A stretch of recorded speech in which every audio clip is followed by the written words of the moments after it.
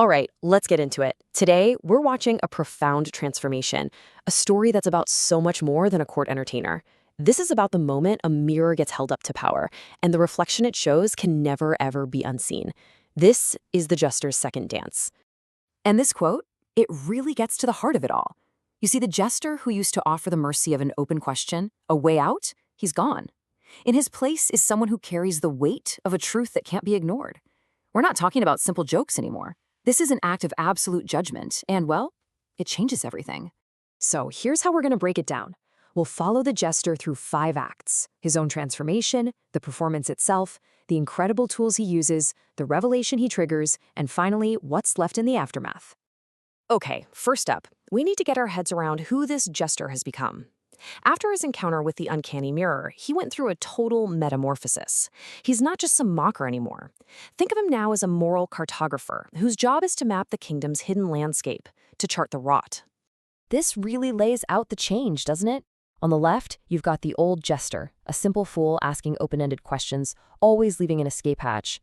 But now, on the right, he's the Gilded Satirist, an actual instrument of truth, and he's not asking, he's delivering verdicts. He's no longer just performing for the self, the sovereign. He's here to complete the not-self. Basically, he's embodying everything they've ignored, making the whole ugly truth impossible to look away from. So, where does all this go down? His new stage is the Gilded Hall. And this isn't some public square, nope. This is the inner sanctum, a place of private greed, of backroom deals where institutional power festers. His whole performance is this descent, a deep dive into the rot of personal ambition. And now, let's get to the performance itself. The second dance isn't a show put on for the lords. No, it's a ceremony he conducts among them. It all kicks off with a Jester taking a seat at their own table. And this is the genius of his new method. He's not an outsider mocking their greed. He's on the inside. He actually embodies it. He speaks with the same hungry voice they recognize in themselves, just without any of the polite excuses. And that makes his satire completely undeflectable. It's like trying to argue with your own dark reflection.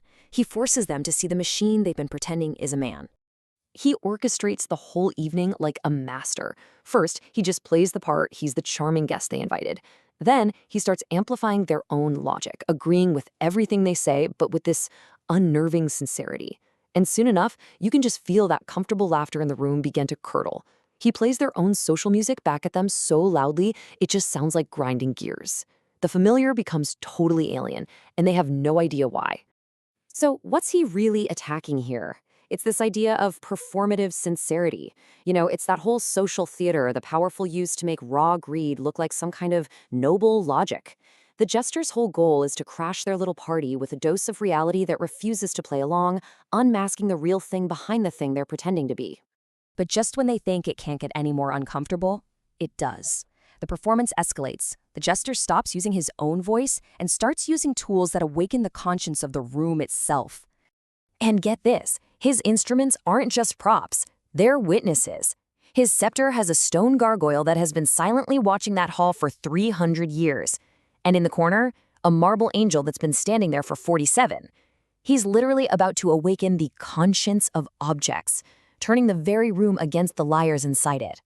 The first voice that breaks through that soured laughter isn't the Jester's, it's the gargoyle's. It tells the lords to look at the angel and to ask her what she's seen. Not the official story, not the arrangements, but the underneath, the truth.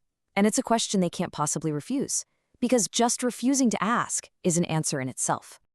And then the angel speaks. Its voice is warm, but chillingly precise. It's not shouting, it's just delivering this quiet, devastating record of facts, one lord at a time. It pulls up all the small, forgotten tragedies, all the convenient lies, all the hypocritical prayers that have kept them in power. It's speaking about things they thought were buried forever. And this is the line that just cuts through everything. This is the core of the whole indictment. The angel basically says, your excuses, your noble justifications, they change all the time. But the outcome, this system of power and suffering, that stays exactly the same.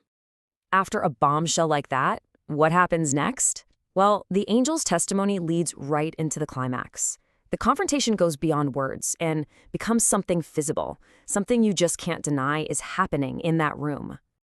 As the angel finishes speaking, this cold, white light starts to bleed from every crack in the marble statue. And this isn't some warm, heavenly glow. No, this is a stark, absolute light that fills the room, leaving absolutely no shadow to hide in. What a description, right? The light is the color of a blank page before it's been filled with spin, with justifications, with convenient stories. It is the color of raw data, of pure, unvarnished truth before anyone has had a chance to shape it into a narrative.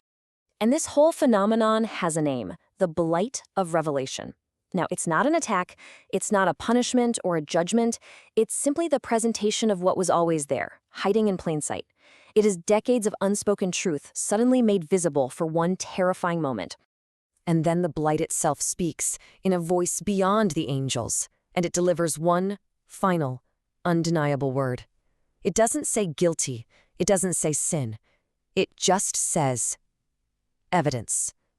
The case file has just been slammed down on the table for all to see. So, with the evidence presented, the Jester's performance is over. But its impact is permanent. The dance might be done, but in a way, the light remains. And that's the thing. The blight doesn't give them a conclusion. It doesn't tell them what to do. It leaves everyone in that room with one single profound question. And that, right there, is the ultimate takeaway. The truth is out. The room is now fully lit. See, the Jester's job was never to punish or to fix anything. His job was just to flip the switch. Now, the responsibility for what happens next is placed squarely on the shoulders of those standing in the light. And, you could say, on all of us who have now seen it. His work is done. The Jester just gets up and leaves the Gilded Hall. The angel goes back to being a block of inert marble. He's proven his point. Truth doesn't need an invitation. It doesn't ask for a permission slip. It just shows up to name what's been done. So, having laid bare the rot of private greed, the Jester's work in the hall is finished. But his journey as a universal witness, it is far from over. He's mapped the ugly truth of power, and he's just setting the stage for whatever comes next. The second dance is complete, the third dance awaits.